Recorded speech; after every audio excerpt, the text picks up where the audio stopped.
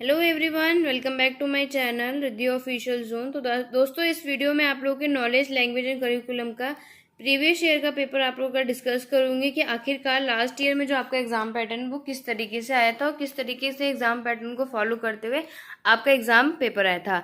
तो दोस्तों, यहाँ पे देख सकते हैं आप लोगों का यहाँ पे 2 घंटे का एग्जाम पहले, यानी कि लास्ट ईयर आपका 2 घंटे का एग्जाम हुआ था और मैक्सिमम मार्क्स आपके थे 40 नंबर के।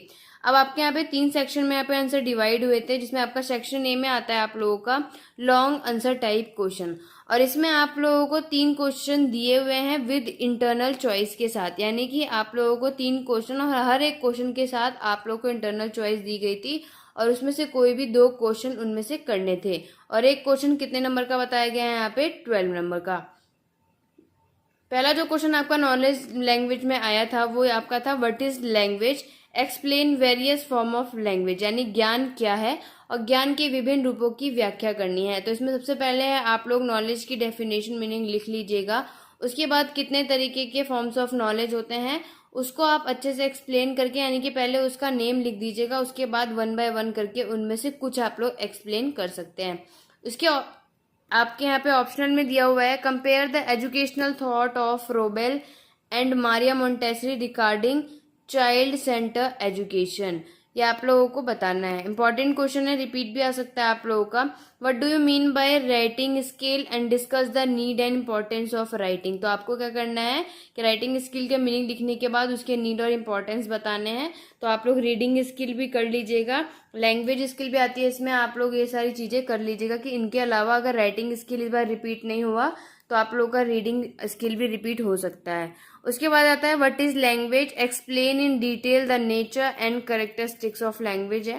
थर्ड क्वेश्चन जो आपका आता है उसमें आपको पूछा गया है कि बाल केंद्रित पाठ्यक्रम से आप क्या समझते हैं, और आपको बाल केंद्रित पाठ्यक्रम की क्या बताने, अलग अलग विशेषताओं को पॉइंट आउट करना है। और इसके जो आपके आता है वो आता है इंटरनल चॉइस में what is pronunciation skill, right a detail note on the importance on speaking in language development. ये तो थे आपके लॉन्ग क्वेश्चन। अब आपके आते हैं शॉर्ट क्वेश्चन, और शॉर्ट क्वेश्चन में आप लोगों के दोस्तों यहाँ पे 8 क्वेश्चन दिए जाते थे, उसमें से कितने क्वेश्चन करने होते थे 2 क्वेश्चन, यानी कि जो आपके 2 क्वेश्चन होते थे वो कितने नंबर का होता था, ईच क्वेश्चन कैरीज 2 मार्क्स। ठीक है, तो आपको यहाँ पे कितने क्वेश्चन करने थे 4, जिसमें से पहला आपका आ गया कि right the assumption of Hilda Taba model, यानी हिल्दा टाबा प्रतिमान के आपको पूर्ण धारणाएं क्या थी आखिरकार वो बतानी है। What is the principle of curriculum construction according to sociology, समाजशास्त्र के अनुसार पाठ्यक्रम निर्माण के सिद्धांत क्या हैं वो बताने हैं।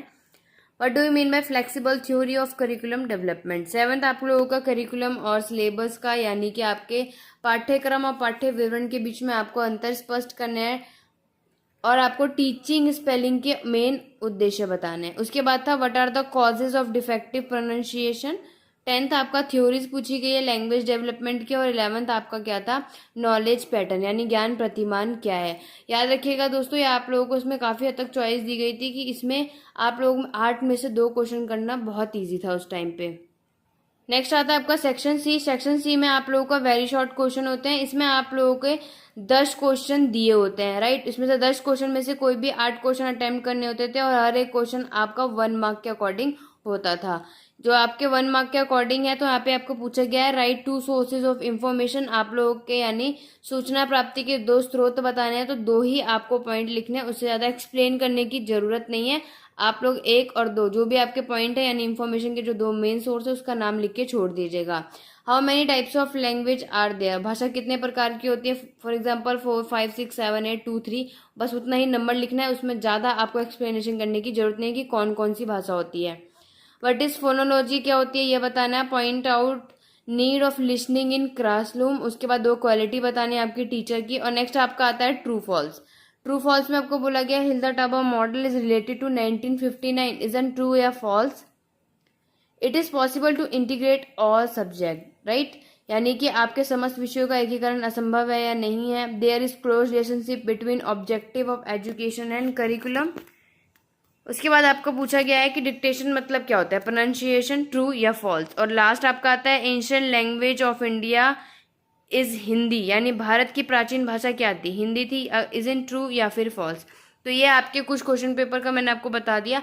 अगर आपको लगता है कि वेरी शॉर्ट आपको एक्सप्लेनेशन चाहिए तो आप मुझे कमेंट बॉक्स पे कमेंट कर सकते हैं। इसकी पीडीएफ मैं अपने टेलीग्राम चैनल पे दे दूंगी, तो आप लोग मुझे टेलीग्राम चैनल पे फॉलो कर लीजिएगा या ज्वाइन कर लीजिएगा, जिससे कि आपको डिस्क्रिप्शन बॉक्स में लिंक मिल जाएगा, राइट। कोई भी डाउट हो, कोई भी क्वेरी हो और आपको लगता है कि इसके वेरी शॉर्ट आंसर के आप लोगों के आंसर चाहिए, तो आप मुझे ज़्यादा से ज़्यादा कमेंट बॉक्स पे कमेंट करिए। मैं जल्द से जल्द इसके वेरी शॉर्ट के एक्सप्लेनेशन अपने चैनल पे अपलोड कर दूंगी।